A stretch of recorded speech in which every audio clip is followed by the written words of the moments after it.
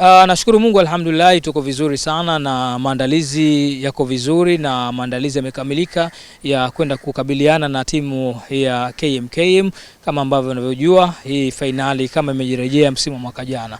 Kwa hiyo na sisi tumejiandaa vizuri kwa kuweza kuondoa makosa yale ambayo tuliyafanya msimu wa mwaka jana. Tutahakikisha mwaka huu tunakwenda kufanya vizuri zaidi na kwenda kulipa kisasi. Kama ambavyo mnavyojua, mwaka jana walitufunga, lakini mwaka huu tunataka kudhamiria na kwenda kushiriki kimataifa, yani kombe la shirikisho barani Afrika, na sisi tuweze kuandika historia. Kiukweli hii ni mechi ya kisasi na sisi tumedhamiria kwenda kulipa kisasi. Na kama ambavyo ilivyo mcheza kwao hutunzwa, sisi tuko nyumbani katika mechi hii katika uwanja wa Gombani. Tutahakikisha tunatumia nguvu zote, tutahakikisha tunafanya kila ambalo linalowezekana ili mradi kombe hili liweze kubakia katika kisiwa takatifu cha Pemba katika uwanja wa Gombani. Niwaambie mashabiki wa timu ya Chipkizi United wajiandae vizuri kwa ajili ya kulipokea kombe hili la FA Cup, lakini pia wajiandae kwa ajili ya paredi kubwa ambalo tutakalolionyesha. Tutawaonyesha timu zote za Pemba namna ambavyo paredi la kombe la FA linafanywa. Lakini pia tuwaambie tu KMKM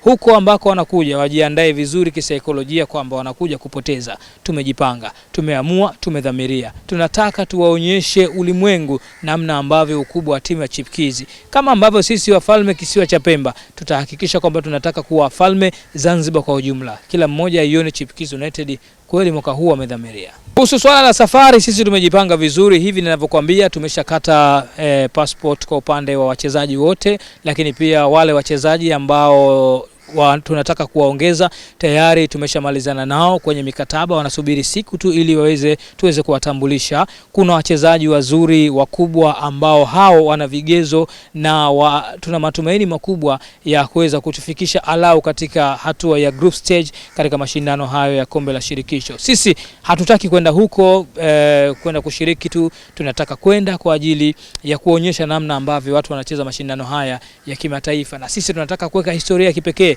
kwa timu pekee kutoka kisiwa cha Zanzibar kuweza kufika katika hatua hiyo ya makundi, na linawezekana kutokana na mipango yetu namna ambavyo ilivyo, kutokana na walimu wetu walivyokuwa imara. Kila kitu kinawezekana, hakuna kisichowezekana chini ya jua. Mimi nakwambia vipi, hakuna cha kupoteza kwa sababu sisi tumedhamiria kuweza kuhakikisha tunakwenda kushiriki kimataifa na mipango yetu kila kitu imeshakamilika. Kwa hiyo hakuna cha kutuzuia na hakuna timu yoyote ambayo itakayokwenda kutuzuia tusiweze kupata matokeo katika uwanja wa Gombani Stadium, kwa sababu sisi tunatoka Chake Chake. Uwanja wa Gombani upo Chake Chake. Sisi hapa tuko nyumbani. Waulize miaka ya nyuma waliokuja hapa Chake Chake katika uwanja wa Gombani, wanajua vizuri namna ambavyo timu ya Chipkizi ikifika katika swala la kwamba kombe liko pale, sisi huwa tunabadilika. Sio Chipkizi ile ambayo inacheza ligi kuu. Hii ni Chipkizi nyingine. Tumedhamiria, tumeamua na tunaweza. Ikiwezekana timu ya KMKM